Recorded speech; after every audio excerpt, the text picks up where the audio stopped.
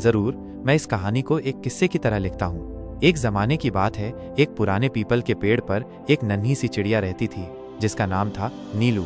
अपने झुंड में वो सबसे छोटी थी और उसकी उड़ान भी बड़ी कमजोर थी। जब बाकी चिड़ियां नीले आसमान में ऊंची ऊंची उड़ानें भरती तो नीलू बस आसपास के पेड़ों तक ही पहुंच पाती। हर रोज नीलू आसमान की ओर देखती और उसके मन में एक ही ख्वाहिश होती, काश मैं भी कभी उन ऊंचाइयों तक उड़ पाती। एक दिन नीलू ने अपनी माँ से अपनी यह इच्छा जाहिर की। माँ, क्या मेरे नसीब में भी कभी ऊंचा उड़ना लिखा है?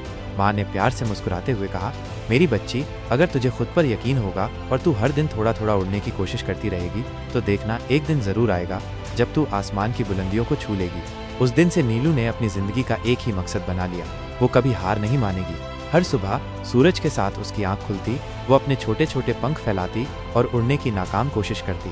कभी वो गिर जाती, कभी थक जाती, लेकिन उसका हौसला इतना बुलंद था कि अगले दिन वो फिर से उठ खड़ी होती और कोशिश करती। झुंड की दूसरी चिड़ियां उसका मजाक उड़ाती, अरे नीलू, तू तो इतनी सी है, ये ऊंचाई ऊंचाई तेरे बस की बात नहीं।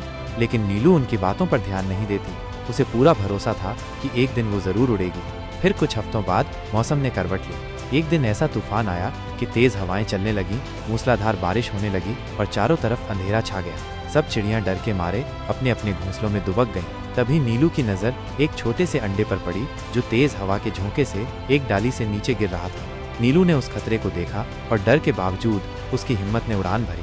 वो तेज हवाओं से लड़ी, बारिश की बूंदों से टकराई, लेकिन उसने हार नहीं मानी। अपने छोटे से जिस्म में उसने पूरी ताकत झोंक दी और आखिरकार उस अंडे को अपनी चोंच में पकड़ लिया। जब वो उस अंडे को वापस घोंसले में महफूज ले आई तो सब उसे देखकर हैरान रह गए। उस दिन पहली बार नीलू सबसे ऊंची और सबसे बहादुरी भरी उड़ान भर पाई थी। अब उसे कोई छोटी चिड़िया नहीं कहता था।